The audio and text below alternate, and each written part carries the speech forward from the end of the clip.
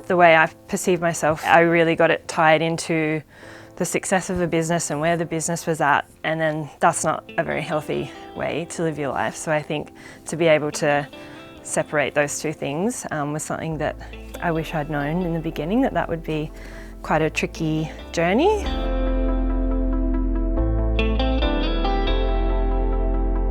So my name's Katherine Hampton and I'm the owner and designer of Camp Cove Swim, which is an Australian-made, sustainable, ethical swimsuit label.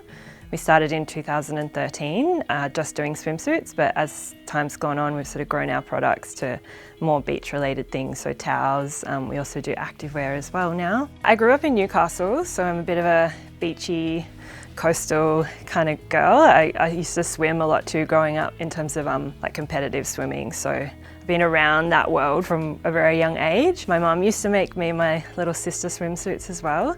So I think I just was around that kind of environment. I've always been interested in starting my own brand ever since I was a TAFE student studying fashion design. It's always something that I've had quite a strong idea of my own style and an idea of what I wanted to design, and I've thought I should start working in the industry and learn and grow from there.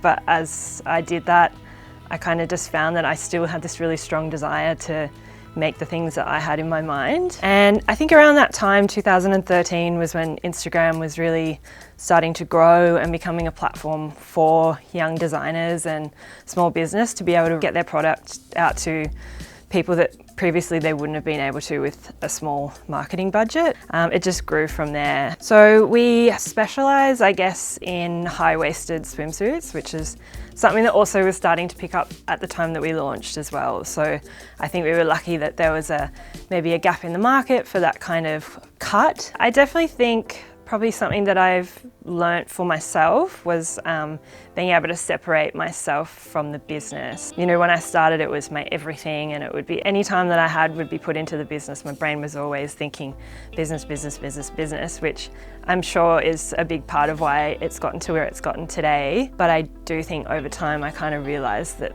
that was affecting other parts of my life. If I'm not healthy and happy and looking after myself, then that reflects in the business as well. You're only kind of can be as successful if you can take care of yourself and look after yourself. So I think that's taken me a really long time to figure out how to do that. I went to like a business workshop before, probably maybe a year before I started Camp Cove, and it was with a swimsuit designer, like an Australian swimsuit designer.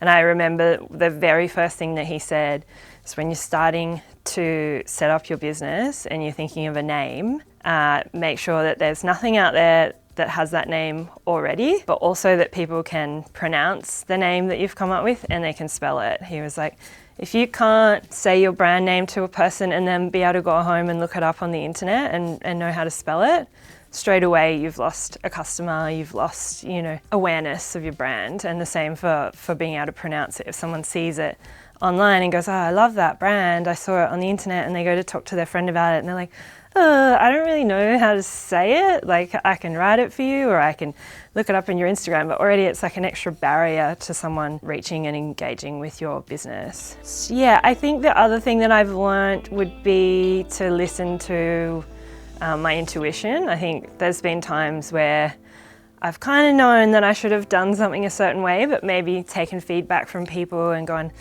okay, it doesn't quite feel right to me, but I don't want to reject what those people are saying because they know what they're doing and they might have more experience than me. And I'd say most of the times it hasn't worked out. So I think that's something that I've learned, that yeah, it's really important to listen to yourself.